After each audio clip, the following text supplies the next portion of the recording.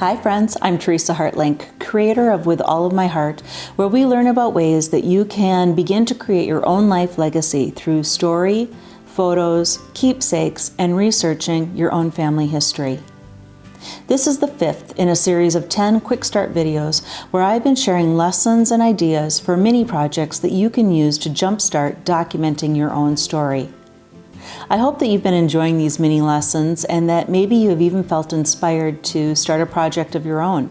Let me know in the comments below if you have been inspired or if you have any questions. I would love to hear from you. I learned a lot of lessons in 2020, but something that really stood out for me was the idea that 2020 was a wake-up call year on the need to document my family story. There's an African proverb that says, when an old person dies, a library burns to the ground. It is an unfortunate truth, but I would argue that it doesn't just apply to an old person.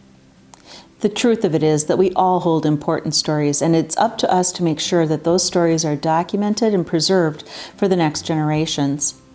Maybe you have also learned that lesson recently. Or maybe you just feel a needling anxiety every time you see stacks of photos that are sitting in boxes waiting for their forever home.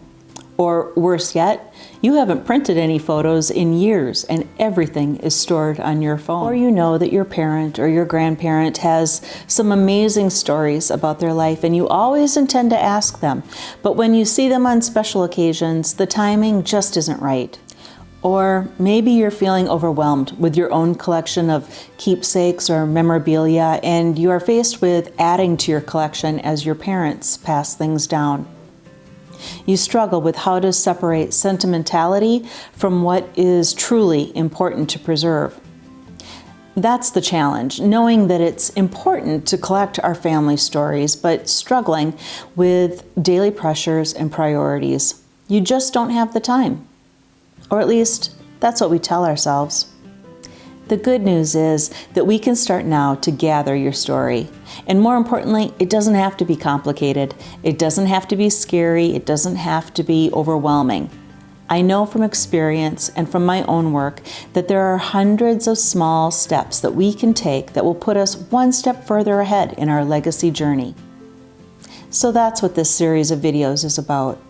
Focusing on things that you can do, in some cases in a matter of just minutes, that will help you to tell your story and maybe to sleep a little bit better at night, knowing you're doing the work of preserving the present for the future.